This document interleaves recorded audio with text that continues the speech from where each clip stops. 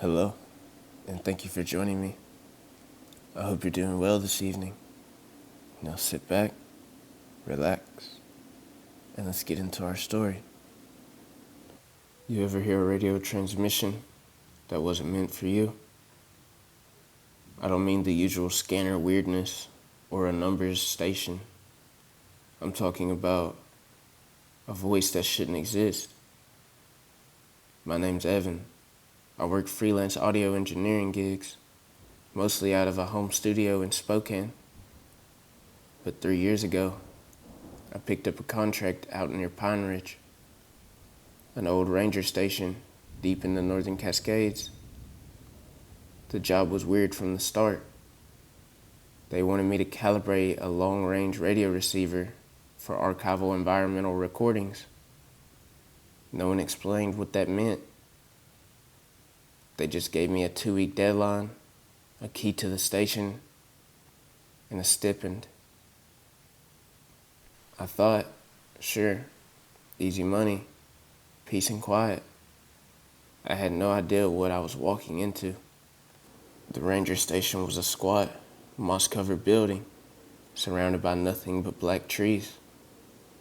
No cell signal, no internet, just a busted satellite dish and the old tower jutting up through the fog. I spent the first day unpacking gear. The receiver was hooked into the main tower by thick copper cables. Looked military, maybe World War II. Night fell early. No stars, just wind.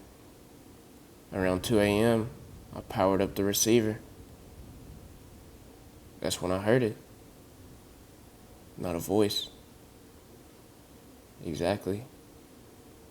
It was a click, like a metronome buried in static. Then came a whisper, low and urgent, like someone trying not to be overheard. Beneath the pine, the signal wakes. It looped once, then silence.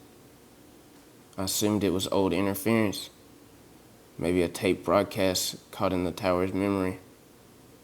But when I checked the logs, there was no recording.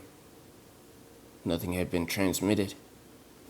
It kept happening every night, 3:15 a.m. sharp. The click, the whisper. Beneath the pine, the signal wakes. And each night, a new message followed. He buried them deep. They're listening again. Don't let it out. It got worse. I'd unplugged the receiver, and it still powered on. The signal came from inside the tower, not the airwaves. On the 5th night, I climbed a ladder to the tower hatch. The bolts were rusted shut, but something was rattling on the other side, like hands brushing metal. I think it knew I was there. I found the reel the 6th day, tucked behind the backpack batteries, unlabeled, old magnetic tape. I ran it through my deck. What I heard was, "My name is Ranger Eli Branson. If you're hearing this, leave.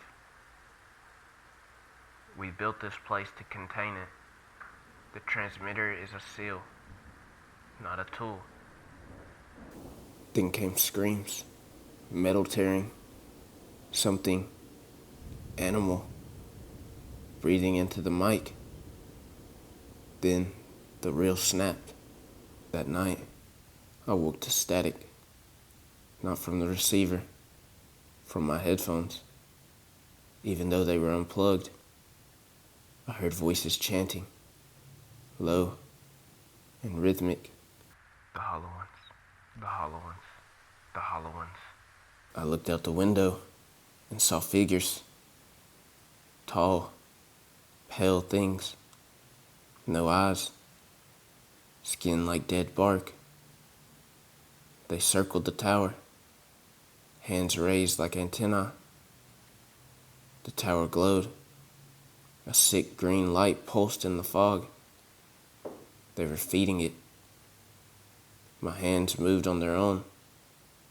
I started broadcasting, dials turning, levels spiking, like I was possessed. I couldn't stop it. The last thing I remember was a voice in my head, not whispering anymore, screaming. The signal is a prison. You're breaking the lock. They'll spread. I woke up 2 days later, face down in the mud. The tower was dark. The receiver was ash. The station was abandoned. Boards nailed over the windows. No sign of my gear. I drove for hours before I hit cell signal. No one had heard of my client. No contract existed. No permit. The ranger station, they told me, burned down in 1986. I checked satellite maps. There's nothing at Pine Ridge now. Just a flat, blackened clearing, like something was torn out of the earth. But sometimes, when I tune my receiver past 144 megahertz, I still hear it. Beneath the pine, the signal wakes.